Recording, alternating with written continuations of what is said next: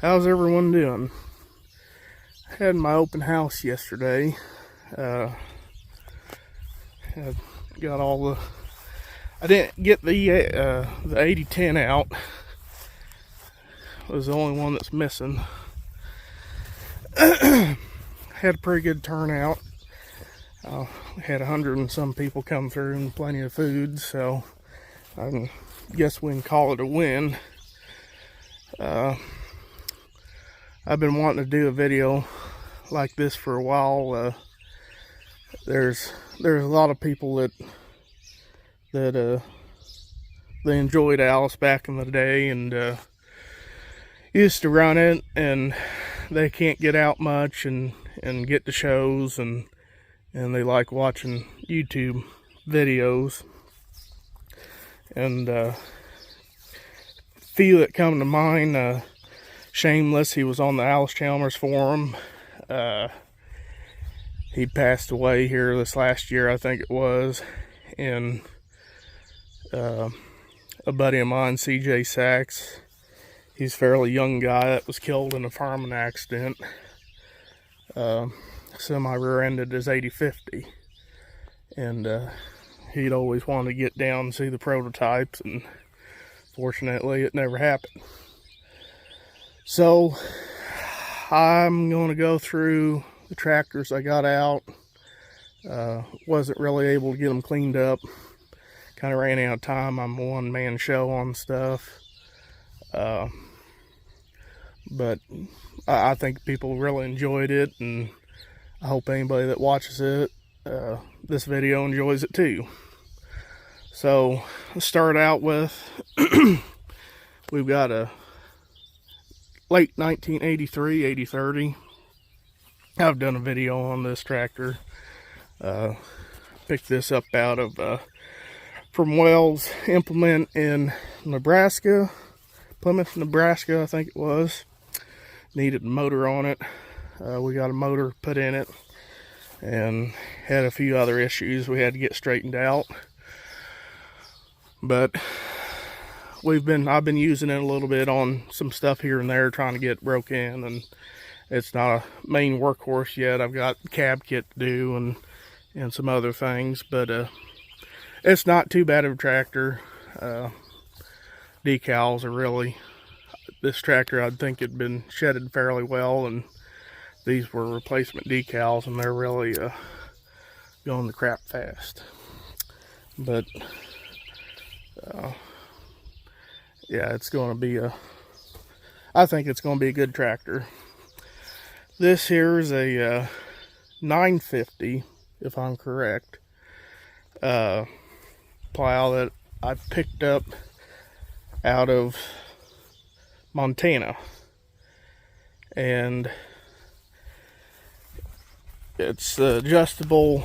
They made two different models. There was 900 and 950 in the early 900s, where they was basically rigid. You couldn't add or delete bottoms off of it. So if it was 5 bottom, it was 5 bottom. I have the extra bottom and other bracket to make it a 6. So it's always kind of wanted one of these things. I've had it for quite a few years now, and hope to play with it here fairly soon. I'm not for sure, but I have a feeling it might be going to Rantoul behind something. Hint, hint for some people. But we just gotta see what happens. But it's a heavy beast behind that tractor, especially without weights. This here's 84 8050. It should have the fast transmission in it, or updated transmission, but with these 18.4s on the back, I can't really tell. It's probably my cleanest tractor I own. It was one owner, bought brand new, and it was only about 15 miles away from here. And the worst part is they accidentally drove into the back of the combine. I put this grill shell on it. and it damaged it a little bit. But this has been in a few videos and stuff, and I've redone the cab kit, and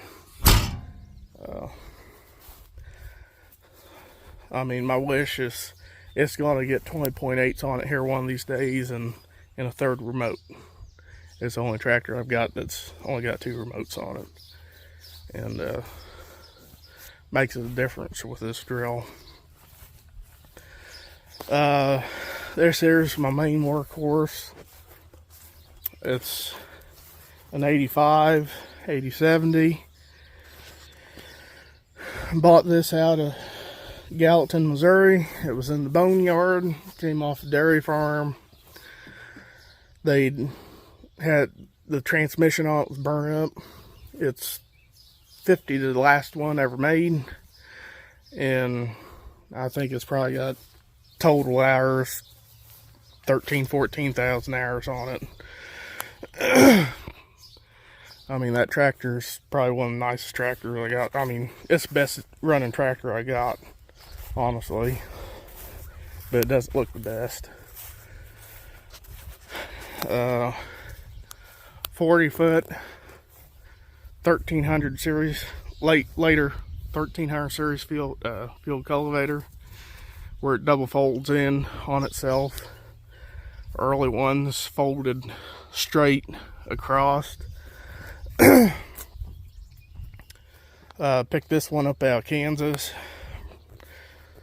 pulled it home, I think 350 or 400 miles, and see, that tire is original, and that tire up there is original, and the 2 gauge wheels are still. That tire it blew on the way back 50 miles from home. And of course, one of the 8095s, got the Komatsu in it. This one's serial number 1. I think it speaks for itself. We'll see what happens. A lot of people might see it here in August, so I gotta make some phone calls. Serial number 1003 has a Cummins 8095. I've put over 1,000 hours on this baby since I got it. Getting too many hours on it. I'm gonna put the anhydrous rig on that one this fall. Just try and spread the hours out. The original goal was to only put 100 or so hours a year on it, and I've been putting about 250 on that average. This here is a 30 or a 2600 32 foot disc. I don't own it. I still got some touch-up work on paint to do. Gentlemen, it's been 6 stinking years in the making on getting this thing done. And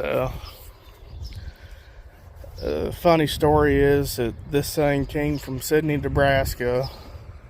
It still has original blades on it. The original, almost all the original tires. I'd had to steal a tire for a little while, and it finally gave out on another implement, so I got a new tire on it for the guy. Still had almost all the original wheel bearings in it except one. I mean, it's probably about as pristine as you can get for what it is, but I had to get some welding done on it and get some stuff fixed. Like this here, we had to weld that on it because it was completely tore up. But my 25 foot disc and this disc are sequence serial numbers.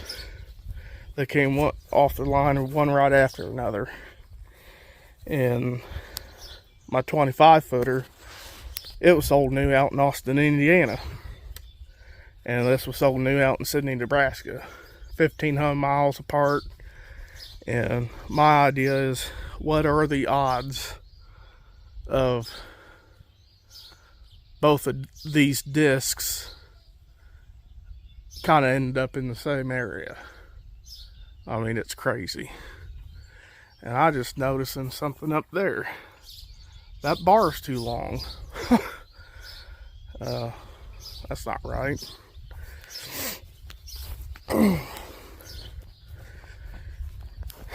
This here is what started the 8000 series craze. I bought this tractor in 2000 and winter of 2010. It's an 83, has 18.442s on it, factory. It had 18.426s on the fronts, and I switched it over to 14.928s because 18.426s just chew the living crap out of stuff. They were really bad. It's a mid 83 model. The only one that has the older style hydraulic hookups that I have. I've had to overhaul it. Transmission's getting a little weak in on it. It's got about 9,200 hours on it. Alternator blew up not too long after I had the motor reworked on it and fried the hour meter. And I mean the tack works, but the hour meter's not clicking. So, and it's kind of been in limbo the last few years between the electrical issues on it and air conditioner issues and just, yeah, not having time to get her fixed and get to using it, but she's going to get used again.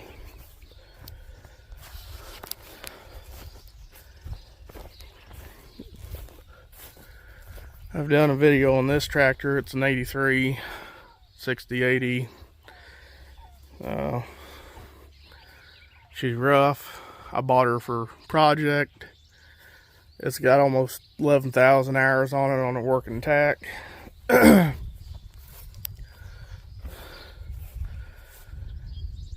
it looks like it's got fluid coming out of the back tires. So this is one of them deals that it's just, I gotta get time and money to get fixed up, and it's gonna be tough to do. This tractor here is 200. I forgot serial numbers, 3000 something, 3011. Dad bought this in 70. I think this is early 74 before they went to the, before they went to the gated PTO and added a little door here. So it's basically a 190. I think he bought it with 500 hours on it, 75 or 6. And we've had it ever since. I mean, he loves these 200s. They're good tractors, but when the seat is like that and it digs in your back all the time, I will not run it. I cannot stand it, and I don't know how he does it. Well, he's just tight. That's all what it's about. Don't want to spend the money. Sometimes you have to fix stuff. 6080, 1981 model. Bought this from Schmidt & Sons in 2000, spring of 14.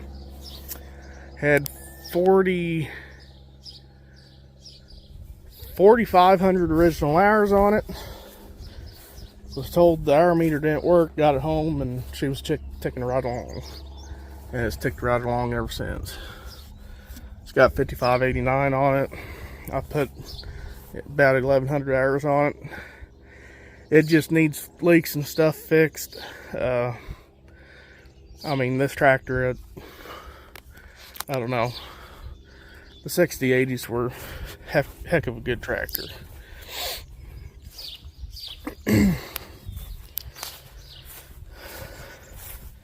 I've done a lot of cleaning on the yard.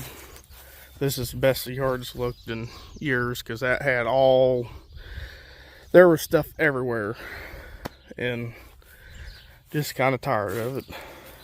We have most of it still. Some of it's been sold, not scrap, sold to collectors and Allis enthusiasts. So Series 1D17, we've got 317s, 4 if you include parts one. Let's see, we bought this in, I think, 2008, and I'd repainted it, and of course the paint job sucked. It's coming off. Yeah, it had been painted a few times, but it's a good old tractor. It runs good, and when I started up yesterday, you could see a blue flame coming out of it, so she's hot. Series 417, I don't know when he picked this up, maybe 10 years ago. I mean, I use this for raking quite a bit, and I mean, it's Series 4. I mean, most guys have been around them, they love them. The live hydraulics on them, I mean,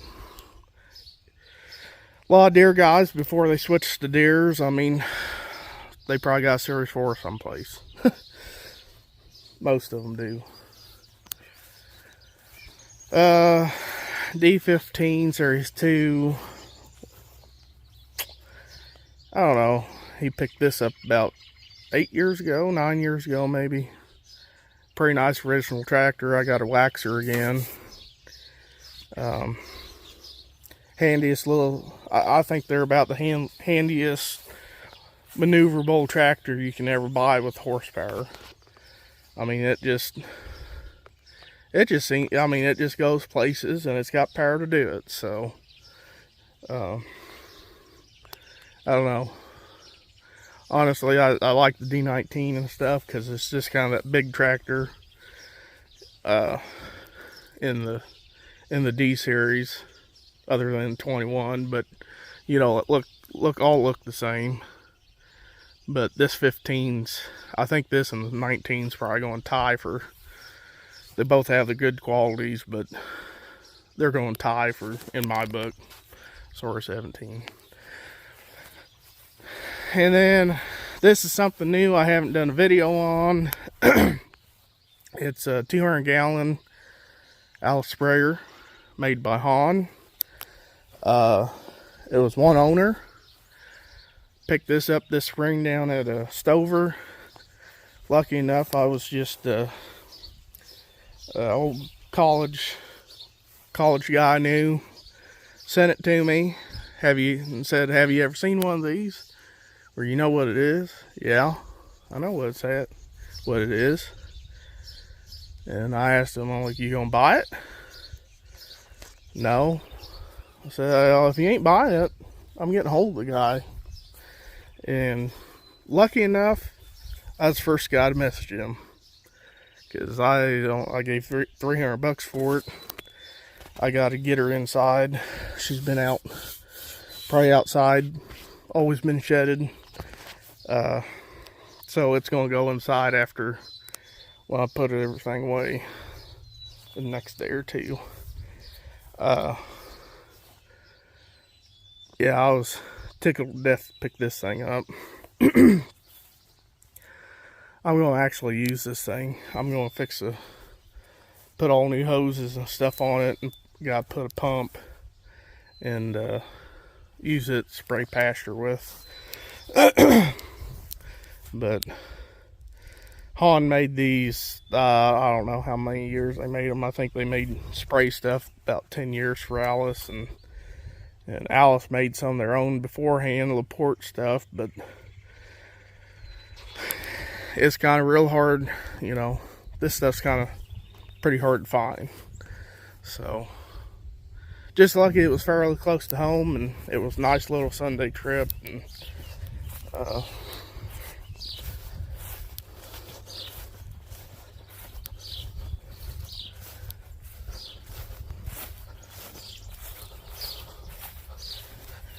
and of course I couldn't get all the tractors out.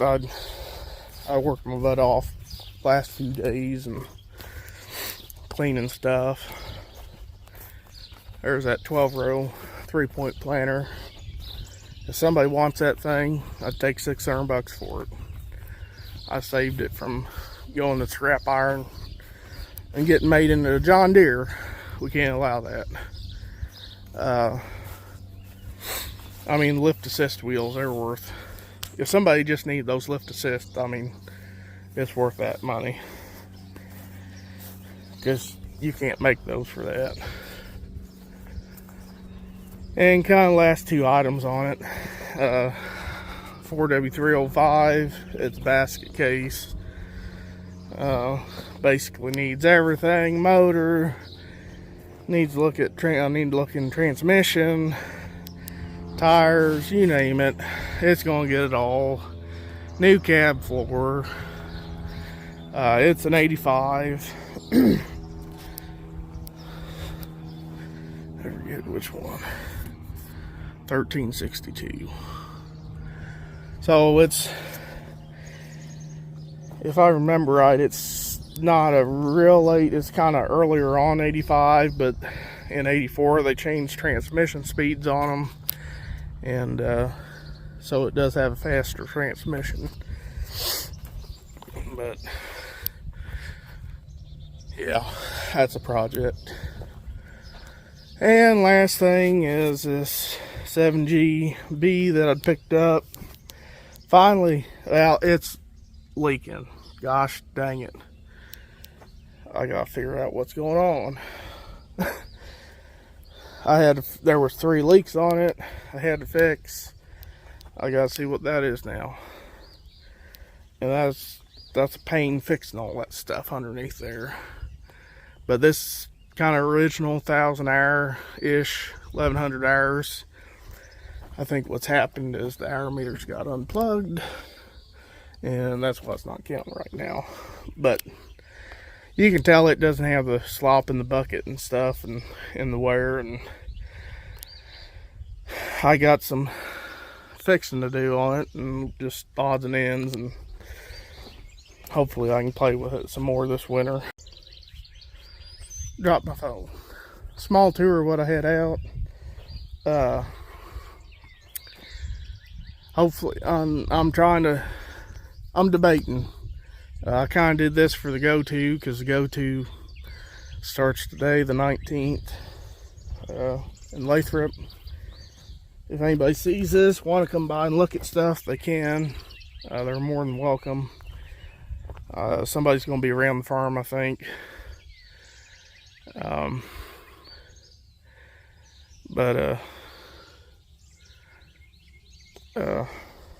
thinking about maybe just hosting something on a Saturday next year, and maybe keep this going.